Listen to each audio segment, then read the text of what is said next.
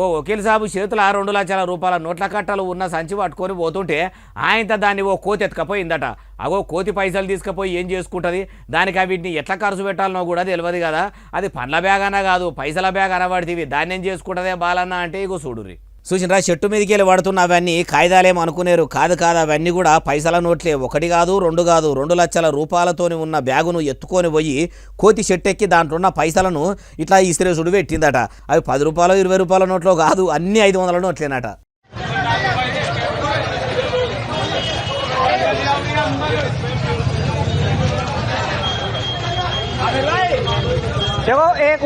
ఇక అట్లా మొగుల మీదకి వెళ్ళి పైసలు అట్లా వాన చినుకులోనే పడుతుంటే చూస్తున్న ప్రజలు ఊకుంటారా? ఎవరికి ఎన్ని నోట్లు దొరికితే అన్ని నోట్లు కూడా అందుకొని జేబులో పెట్టుకొని పోయిర్రట. ఇది ఏడనంటే కోతలను కూడా మచ్చిగా చేసుకొని మంచిగా వీటిని ఎత్తుకునే యోగి ఆదిత్యనాథ్ సారు ముఖ్యమంత్రి గిరి చేస్తున్న ఉత్తరప్రదేశ్ రాష్ట్రంలో ఉన్న బులంద్ షహర్లా ఏ కోతెక్కిన చెట్టు మీదకి వెళ్ళి పైసల వాన పడుతుందట అని మస్తు మంది పబ్లిక్ ఆడికి చేరుకున్నారట. ఇప్పుడు ఈ వీడియో ఇంటర్నెట్లో ఇడిచిపెట్టేసరికి కోతి కొమ్మలు దుంకిన దానికంటే ఎక్కువ పరుగులు పెడుతుంది అంటారు ఈ ముచ్చటిన్నోళ్ళు.